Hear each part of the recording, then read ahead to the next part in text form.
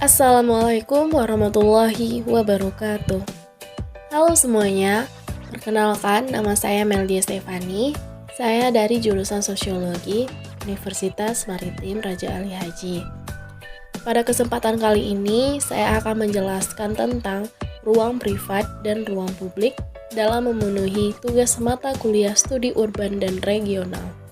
Untuk itu diharapkan teman-teman semuanya dapat menyaksikan video saya dari awal sampai akhir. Yang pertama, ruang privat. Sebelum menjelaskan ruang privat, saya akan menjelaskan apa itu privat atau privasi. Privasi sendiri itu adalah penghindaran interaksi yang tidak diinginkan dengan orang lain yang melibatkan informasi yang mengalir dari orang ke orang. Jadi, privasi ini merupakan interaksi yang tidak diinginkan, dapat dikontrol dengan aturan seperti sikap, penghindaran, dapat juga melalui makna psikologi seperti penarikan diri, melamun, tidak berserah. Namun juga bisa melalui isyarat perilaku dengan menstrukturkan aktivitas dalam waktu, seperti individu tertentu atau kelompok tertentu yang tidak bertemu. Dan juga yang terakhir melalui pemisahan secara spasial, yaitu melalui perlengkapan fisik seperti dinding, lapangan, pintu, tirai, kunci, dan sebagainya yang dapat mengontrol secara selektif atau menyaring informasi. Setelah kita mengetahui pengertian dari privasi, saya akan menjelaskan tentang ruang privat. Secara sederhana, Summer mendefinisikan ruang privat atau personal space sebagai batas tak nampak di sekitar seseorang, yang dimana orang lain tidak boleh atau merasa enggan untuk memasukinya. Personal space ini sebagai bagian dari elementer dari kajian arsitektur lingkungan dan perilaku yang menunjukkan secara jelas pengaruh psikologis individu atau kultural dari sekelompok individu terhadap kognisinya mengenai ruang. Yang kedua, ruang publik atau public space merupakan sebuah area yang dapat diakses oleh setiap orang pada setiap waktu. Tanggung jawab pada pemeliharaannya itu ditanggung secara kolektif atau bersama. Public space ini bisa diartikan secara psikologis sebagai social space. Menurut Carr, ruang terbuka publik merupakan tempat yang memiliki fungsi sebagai ruang kegiatan menetap dan rutin yang menyediakan sarana dan prasarana yang dapat menunjang kegiatan komunikasi, bermain, dan bersantai. Menurut Carr, ruang publik seharusnya memiliki 3 nilai, yaitu yang pertama, responsif. Ruang publik harus didesain dan diatur untuk melayani kebutuhan bermasyarakat. Yang kedua, demokratis. Ruang publik melindungi hak-hak masyarakat dan menyediakan kebebasan aksi dan tuntutan serta kepemilikan. Yang ketiga, penuh makna. Ruang publik memberikan orang-orang untuk membuat hubungan yang kuat dan berusaha untuk menghubungkan fisik dengan konteks sosial dan budaya. Selanjutnya, tipologi batas-batas ruang publik dan ruang privat. Ada 3 tipologi untuk membedakan atau mengklasifikasikan batas-batas ruang publik dan ruang privat. Tipologi pertama mengusulkan 4 klasifikasi ruang perkotaan, yaitu personal okupansi, terbatas hanya untuk keluarga, misalnya rumah. Selanjutnya, community okupansi, terbatas untuk satu anggota grup atau satu kelompok sosial tertentu, misalnya lingkungan kampung atau lingkungan komplek. Selanjutnya, society okupansi, bebas untuk seluruh masyarakat kota, misalnya jalan-jalan atau alun-alun kota. Serta free okupansi, yaitu tidak ada pembatasan, misalnya pantai atau lapangan terbuka. Tipologi kedua mengusulkan 6 pembagian ruang kota, yaitu urban public, terbuka untuk semua, misalnya alun-alun kota. Lalu urban semi-public space, yaitu terbatas penggunaannya, misalnya kantong pos. Lalu ada grup public, bebas untuk beberapa kelompok penduduk kota, misalnya deretan pertokoan.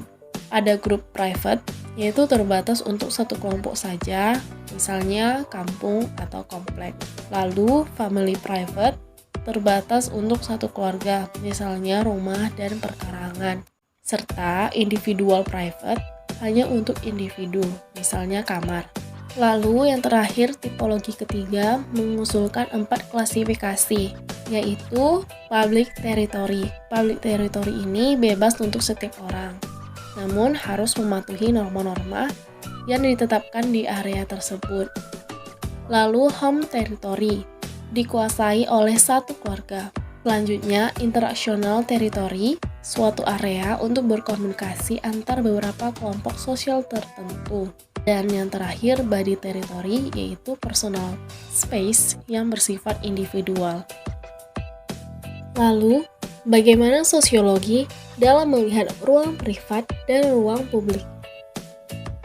Ranah publik adalah ranah politik di mana orang asing berkumpul untuk terlibat dalam pertukaran ide secara bebas dan terbuka untuk semua orang. Sedangkan ranah privat adalah ranah yang lebih kecil, biasanya tertutup seperti rumah, yang hanya terbuka bagi mereka yang memiliki izin untuk memasukinya. Sosiolog Jerman Jürgen Habermas dengan bukunya yang berjudul The Structural Transformation of the Public Spheres tahun 1962 mengatakan bahwa ruang publik adalah tempat terjadinya diskusi bebas dan debat ide, sedangkan ruang privat adalah ranah kehidupan keluarga. Ranah publik menurut Habermas, ranah publik ini sebagai tempat terjadinya pertukaran gagasan dan debat bebas yang merupakan landasan dari demokrasi. Ranah publik ini juga harus tidak memperhatikan status sosial masyarakat yang berfokus pada kepentingan bersama dan semua masyarakat itu dapat berpartisipasi. Sedangkan ranah privat, menurut Habermas, ranah privat ini merupakan ranah keluarga dan kehidupan rumah tangga yang secara teori bebas dari pengaruh pemerintah dan institusi sosial lainnya. Dalam dunia ini, tanggung jawab seseorang ada pada diri sendiri dan anggota keluarga lainnya dan pekerjaan, serta pertukaran dapat terjadi di dalam rumah dengan cara yang terpisah dari ekonomi masyarakat yang lebih besar. Selanjutnya, contoh ruang privat dan ruang publik. Yang pertama, ruang privat. Ruang privat adalah ranah dalam lingkup kecil, yaitu ranah kehidupan keluarga. Sebagai contoh, yaitu private space adalah sebuah rumah tinggal, termasuk ruang di dalamnya dan di ruang di luarnya yang sebatas petak kepemilikannya. Jadi di luar batas petak kepemilikan rumah tersebut sudah merupakan public space. Yang kedua, ruang publik. Ruang publik adalah ranah dalam lingkup yang besar dan luas, yaitu tempat-tempat umum. Sebagai contoh, tempat wisata gratis seperti pantai, alun-alun atau taman kota, pusat perbelanjaan, bandara, dan sebagainya. Yang ketiga, privatisasi dalam ruang publik. Di dalam ruang publik terdapat privatisasi atau adanya ruang privat di dalam ruang publik. Sebagai contoh, ruang menyusui atau nursery room di dalam mall. Yang keempat, publikasi dalam ruang privat. Jadi di dalam ruang privat terdapat publikasi atau adanya hal-hal di dalam ruang privat dipublikasikan.